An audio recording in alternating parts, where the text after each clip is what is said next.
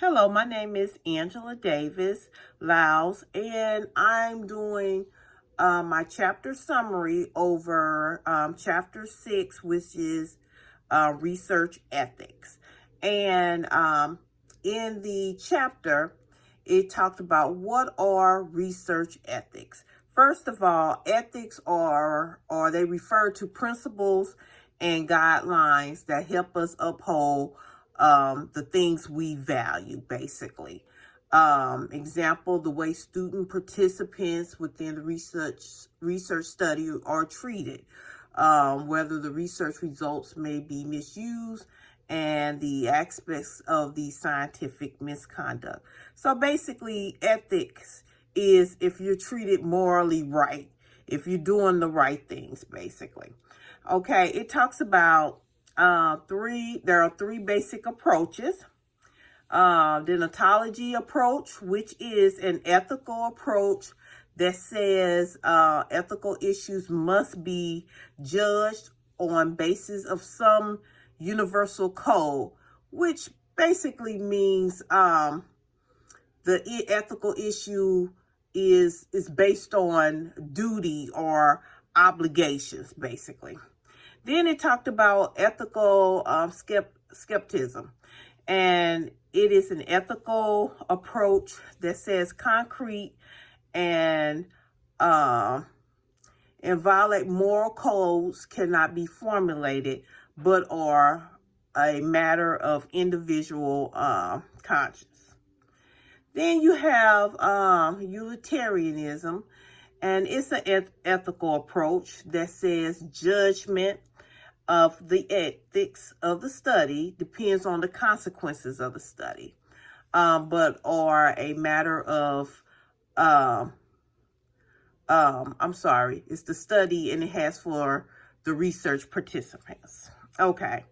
Then it also talked about in the chapter, there are ethical concerns.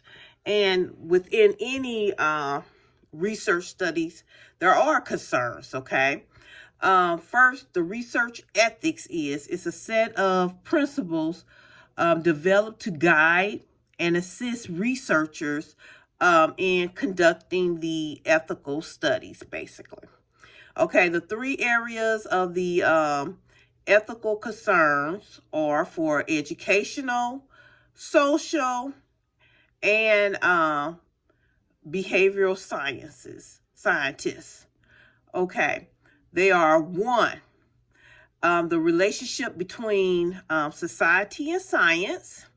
Two, the professional issues. Three, the treatment of the research participants. Okay, those are the main focus when dealing with the research ethics, okay? Then it goes in talking about what is research misconduct. And I guess with misconduct, that's anything that's done wrongly, basically. It talks about the fabrication, falsification, or plagiarism, and or reviewing the research or reporting research results. Okay. They then give in this chapter, it talks about strategies. Now, there are strategies for preventing scientific misconducts. One is have the research to make it clear that he or she has checked and verified the data and that are collected, and then make sure that some of the data are checked.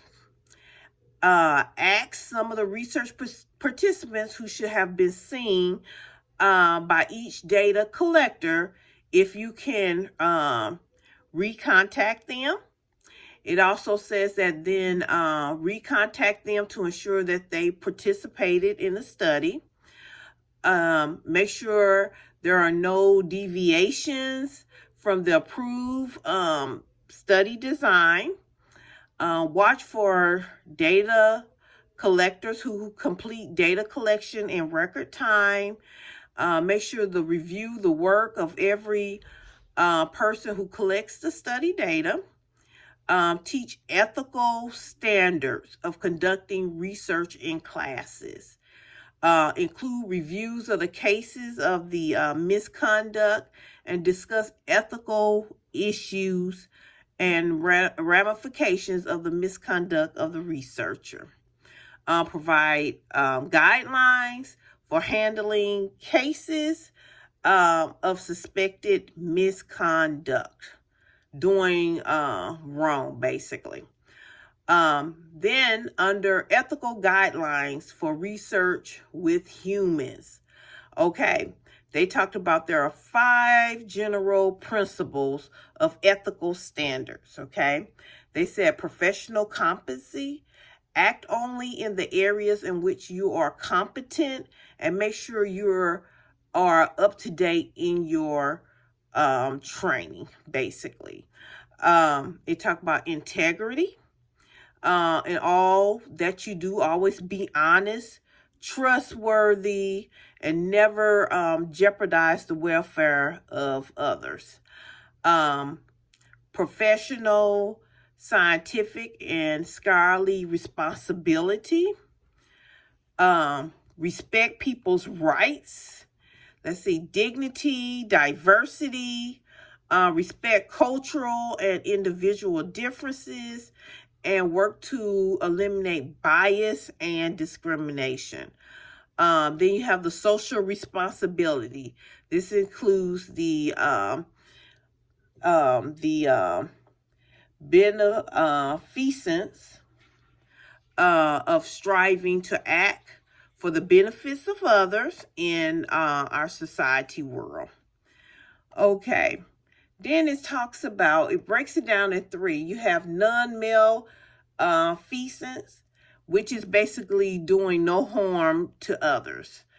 Then you have beneficence, which is acting for the benefit of others.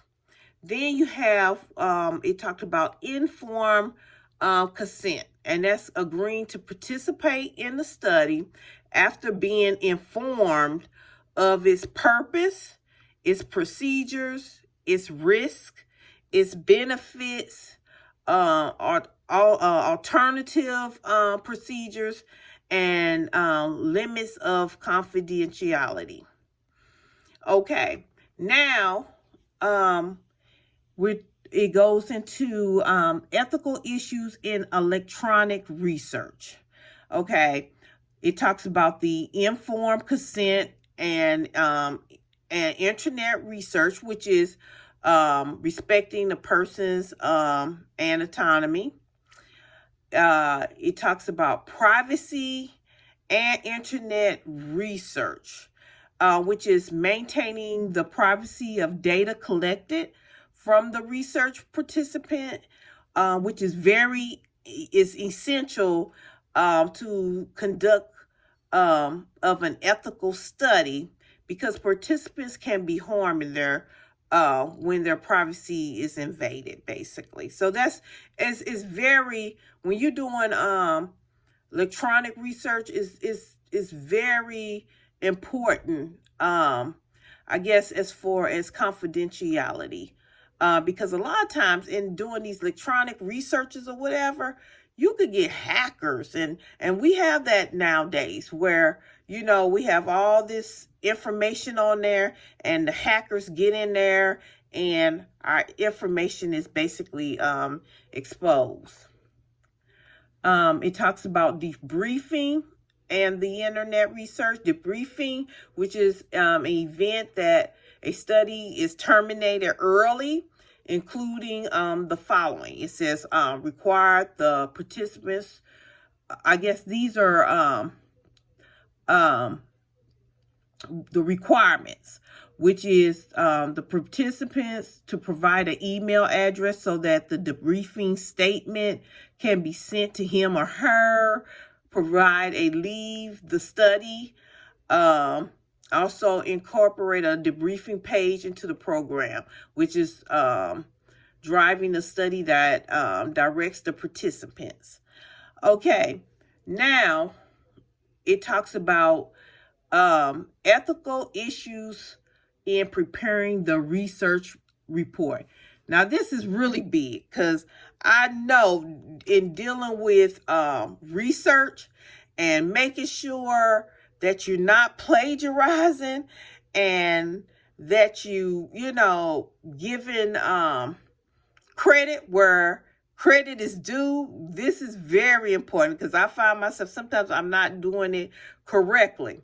Now, it talks about authorship, which basically identifies the individual who is basically responsible for the study. It is important because it represents a record of the person's scholarly work. Okay. Yes. And for professional, it relates directly to the decision involving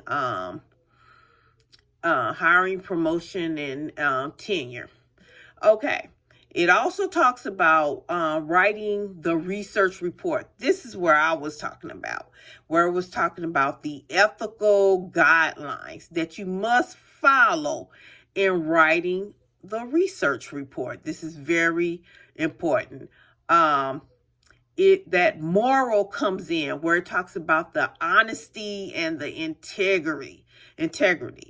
You should never fabricate or falsify any information presented.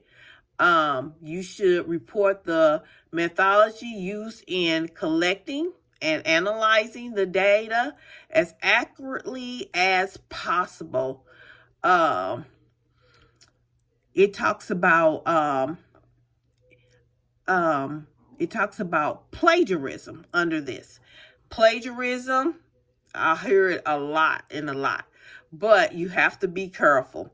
Plagiarism is using words or work produced by others and presenting it as your own. That is a no-no. Plagiarism, you can't do it. If you didn't write it, then you must cite it, saying who wrote it. Then it talks about short quotation, which is a quotation of 4 or more words, but fewer than 40. You have blocks. These are like citing. You have block quotation. Is a quotation of 40 or more words using indented format, including the citation and the page number for when you're writing your research paper.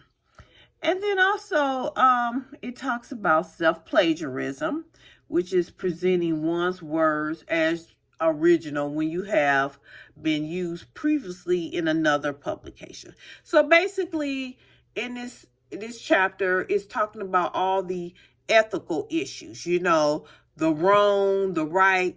When you're doing papers, research papers, you have to think morally. You have to do things right. You just can't, take other people's work and make it your own. It doesn't work like that.